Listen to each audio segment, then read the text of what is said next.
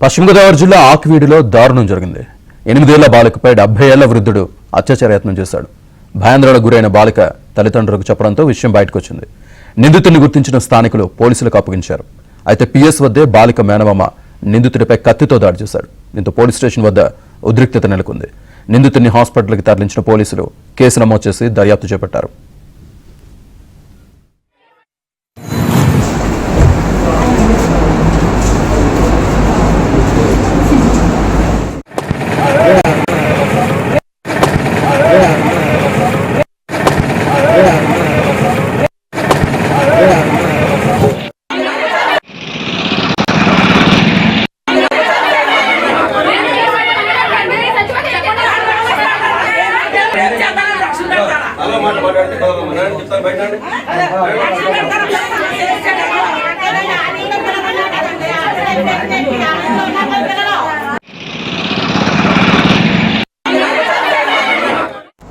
వాళ్ళు ఎక్కడో పెద్దప్పటి నుంచి చిన్న కొట్టు పెట్టుకున్నారండి, బడ్డీ కొట్టు.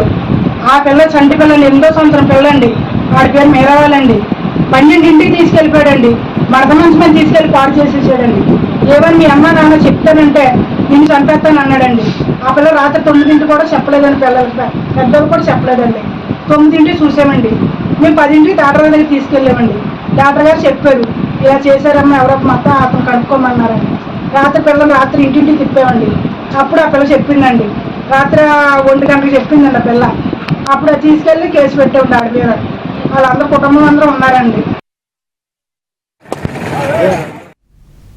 ఈ ఘటనకు సంబంధించి పూర్తి డీటెయిల్స్ మా కరెస్పాండెంట్ రాంబాబు అందిస్తారు. రాంబాబు, శ్రీనివాస్, మనం చూస్తున్నాము పశ్చిమ గోదావరి జిల్లా ఆకివీడులో అయితే దారుణం జరిగింది.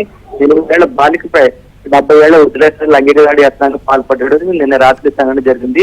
అయితే బాలిక విలువెళ్లడంతో బాధపడుతుండటంతో ఈ రోజు ఉదయం బాలిక తల్లిదండ్రులు ఆమెను ఆసుపత్రికి తీసుకెళ్లారు. అయితే ఆసుపత్రికి తీసుకెళ్లిన తర్వాత ఈ లైంగిక దాడి సంబంధించి ప్రయత్నం బయటపడింది. దాంట్లో డాక్టర్ కూడా నిర్ధారించారు. వెంటనే ఆ బాలిక తల్లిదండ్రులు అసలు బాలిక తల్లిదండ్రులు ఎవరితో ఘోరం అని చెప్పేసి ఆ బాలిక ప్రశ్నించారు.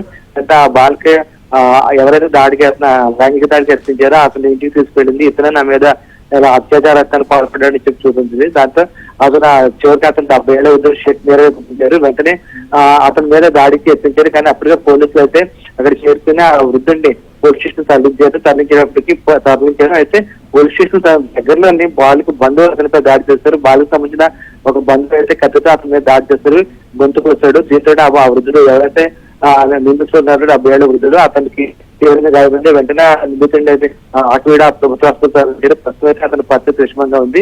పోలీసులు దీనికి సంబంధించి మొదటి అయితే లైంగిక దాడి చేసినందుకు నిందితుడిపై అంటే షేక్ మీరాపై కేసు నమోదు చేస్తారు. అదేవిధంగా నిందితుల మీద దాడి చేసిన మేనమావపై బంధువులపై కూడా కేసు నమోదు చేస్తే వ్యవస్థలు అన్నారు. మొత్తంగా పెండింగ్ లో ఉంది. దీనికి సంబంధించి పూర్తి స్థాయి విచారణ జరిగిన తర్వాత కేసు నమోదు చేస్తామని చెప్పి పోలీసులు చెప్తున్నారు. Srinivas, right, thank you very much Rambabu.